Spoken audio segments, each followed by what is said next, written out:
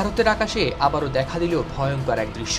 ধোঁয়ায় ঢেকে গেল গুজরাটের আকাশ, ভেঙে পড়ল লন্ডনগামী একটি যাত্রীবাহী উড়োজাহাজ। বৃহস্পতিবার দুপুর 1টা থেকে 2টার মধ্যে আহমেদাবাদ বিমানবন্দরের কাছে ভেঙে পড়ে এয়ার ইন্ডিয়ার ফ্লাইট AI-171। উড়োজাহাজটি একটি বোয়িং 787-8 ড্রিমলাইনার, যার ধারণ ক্ষমতা 256 জন।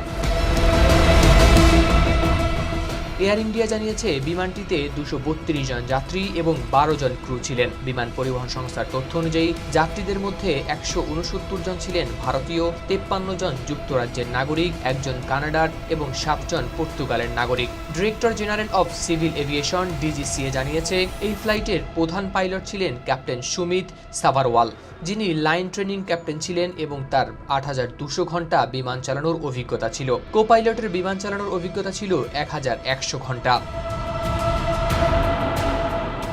আহমেদাবাদ এয়ার ট্রাফিক কন্ট্রোল জানিয়েছে বিমানটি দুপুর 1:39 উড্ডয়ন করে।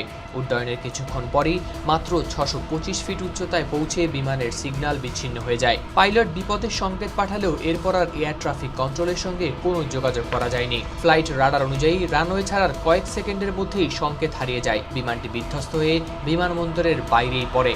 দুর্ঘটনার খবর পাওয়ার সঙ্গে সঙ্গে ফায়ার সার্ভিস দ্রুত ঘটনাস্থলে পৌঁছায়। এয়ার ইন্ডিয়ার পক্ষ থেকে জানানো হয়েছে দুর্ঘটনার কারণ এবং উদ্ধার কাজ নিয়ে তদন্ত চলছে।